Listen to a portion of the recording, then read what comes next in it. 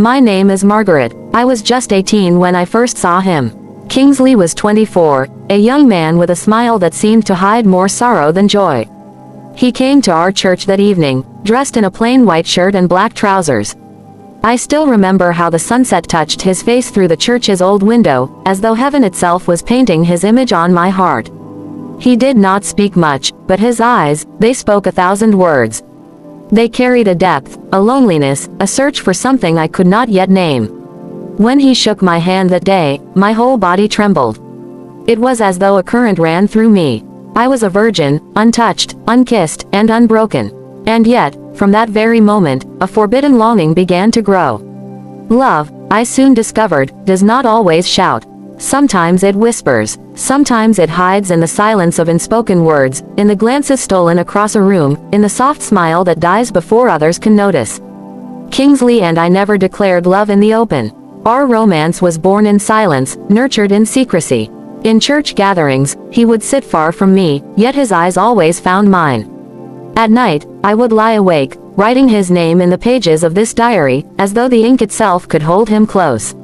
My heart was young, naive, but full of dreams.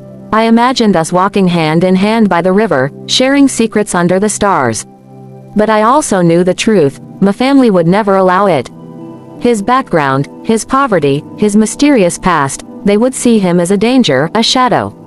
And maybe, deep inside, I already knew that what we shared was forbidden. It was during choir practice.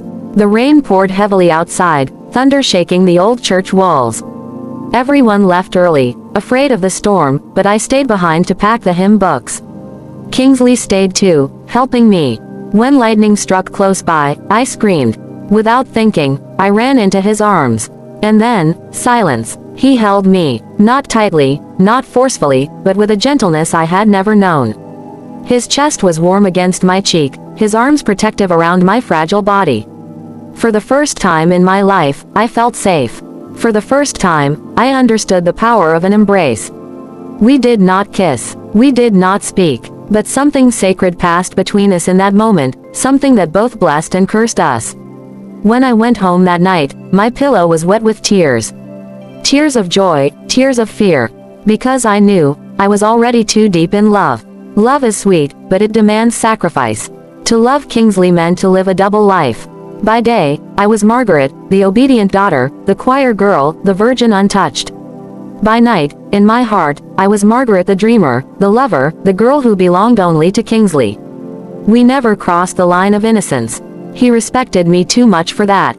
But sometimes, when we met secretly under the mango tree behind the church, his eyes would linger on my lips, and my hands would ache to touch his face. But he would always pull back. "No, Margaret," he would whisper. "You are too precious. Your purity must not be broken. I will not be the one to bring you shame."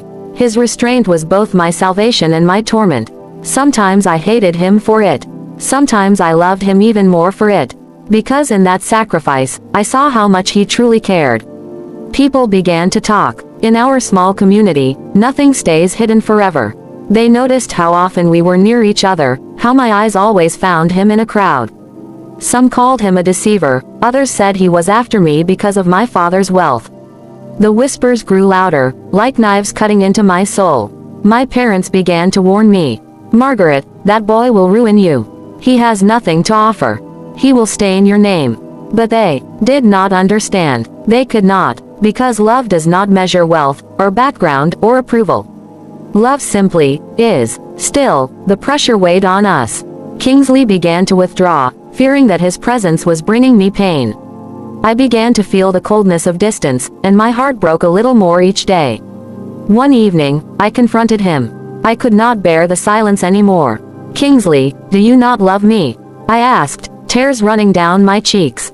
He looked at me, his face pale with sorrow. "Margaret, I love you more than life itself. But if loving me means destroying your future, then I will walk away." "No," I whispered, "don't walk away. Even if the world rejects us, even if my family disowns me, I will choose you." For a long time, he said nothing. Then, with trembling hands, he took mine. "Promise me," he said, his voice breaking. "Promise me that whatever happens, you will never forget me. Even if fate tears us apart, remember this love." And I promised. With all my heart, I promised. Life is cruel. One night, my father called me. He had discovered everything. He warned me never to see Kingsley again. He threatened to disown me, to send me away from school. I cried, I begged, but his decision was final. He said Kingsley was a curse, a stain that would ruin our family's name. I was locked inside the house for weeks. My phone was seized. Letters I tried to write were burnt. Kingsley's face became a memory I could only hold in dreams. The nights were the worst. I would lie awake, my chest aching with emptiness, longing for his arms, his embrace, his voice. But all I had was silence. Months passed before I saw him again. By some miracle, we met at the market, our eyes colliding across the crowd. My legs trembled, my heart nearly stopped. We found a quiet place, behind the abandoned stalls, and for a long time, we just stared at each other. His face was thinner, his eyes heavy with pain. "Margaret," he whispered, "they will never allow us. Maybe this is our destiny, to love, but never to be together." "No," I cried, holding his hands. "Destiny cannot be this cruel." He smiled sadly. "Sometimes love is not about possession. Sometimes it is about sacrifice. And if sacrifice means letting you go, then I will." Before I could protest, he pulled me into his arms. That embrace, oh, that embrace. It was both heaven and hell. I felt every beat of his heart, every tear unshed. I wished the world could stop, that we could remain like that forever. But forever never came. He let go, and with trembling steps, he walked away. That was the last time I ever saw him. Years have passed since then. I am older now, but the wound remains. I married another man, a good man, chosen by my family.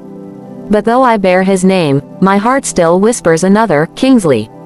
Every night, when the house is quiet, I return to this diary. I read the words of my younger self, the girl who once believed in love's purity, in sacrifice, in the power of an embrace. I wonder where he is now. Is he married? Is he happy? Does he ever think of me? Sometimes, I close my eyes and imagine meeting him again, just once, just long enough to hold him and say, I never forgot. I never broke the promise.